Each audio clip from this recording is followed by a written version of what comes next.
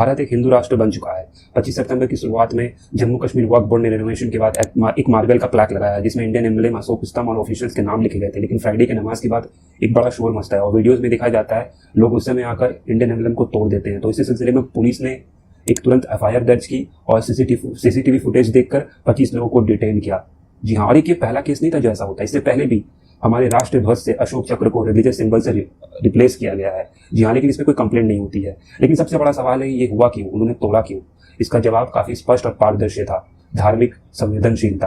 यानी कि मस्जिद या दरगाह के अंदर आप किसी भी प्रकार की पूजा पद्धति या भारतीय राष्ट्रीय सिंबल नहीं रख सकते हैं। जी बिल्कुल, उन्होंने इसे अन इस्लामिक बताया और तोड़ दिया। वैसे ये भारत भी अन इस्लामिक है क्योंकि यहाँ डेमोक्रेसी चलता है, सरिया नहीं। तो वो क्या इसे भी तोड़ देंगे? क्योंकि उनके नारे इस प्रकार से ही लगते हैं, भारत तेरे टुकड़े होंगे। जी हाँ बिल्कुल, उनके नारे इस प्रकार से लगते हैं। तो मैं पूछना चाहूंगा उन पढ़े लिखे मुसलमानों से जो कहते हैं कि ये भारत देश उनका भी है, ये भारत किसी के बाप का नहीं है, हिंदुस्तान हमारा भी है, क्या उन लोगों ने इस पे सवाल उठाए? और यही बात वहाँ के सिटिंग CM उमर अब्दुल्ला ने भी उठाई। उन्होंने कहा मस्जिद के अंदर सरकारी एम्बलम लगाने की क्या जरूरत? जी हाँ, और महबूबा मुफ्ती ने कहा कि वक्फ बोर्ड के चेयरपर्सन को तुरंत रिमूव किया जाए, हटाया जाए। इन वक्फ बोर्ड के चेयरपर्सन जो थे अदरबी जी ने वैंडल्स को देशद्रोही कहा, और कहना भी सही था क्योंकि बॉर्डर पे खड़े हमारे जवान जो हैं वो भारत या भारतीय की रक्षा मजहब, पंथ या धर्म देख के नहीं करते। ये भारत है और हम भारतीय हैं इसलिए वो करते हैं, और हमें भारतीय होने का स्वाभिमान भारत से मिलता है। और कोई भारत या उसके चिन्हों को मिटाना चाहेगा तो वो देश प्रेमी नहीं, वो देशद्रोही ही कहलाएगा। उन्होंने डिमांड किया स्ट्रिक्ट एक्शन और कंप्लेन को कहा, जितने भी कंप्लेंट्स हुई थी उसे कहा कि फास्ट ट्रैक किया जाए। क्योंकि कभी एम्बलम को तोड़ देना, कभी अशोक चक्र को फ्लैग से रिमूव कर देना, इंडिया क्या शरिया के अंडर काम कर रहा है? Are we living under Islamic rules? तब तो हिंदू कम्युनिटी भी जो है वो हिंदू राष्ट्र की मांग कर रही है, तो इसमें प्रॉब्लम क्यों?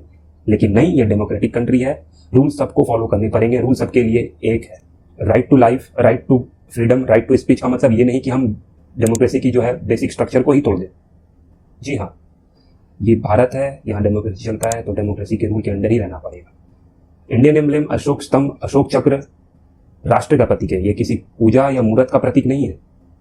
और इतना ही ऐतराज है तो मैं कहना चाहूंगा उन मुसलमानों से कि अपने नोट से भी एम्बलम को हटा दे या नोट फाड़ कर फेंक दे। और इनका ये तर्क देना कि मस्जिद या दरगाह के अंदर अन इस्लामिक चीजें हराम है, तो मैं ये उनसे पूछना चाहूंगा, ये जब मस्जिद या दरगाह के अंदर जाते हैं तो उनके जेब या पॉकेट में नोट नहीं होता या नोट पर एम्बलम नहीं होता?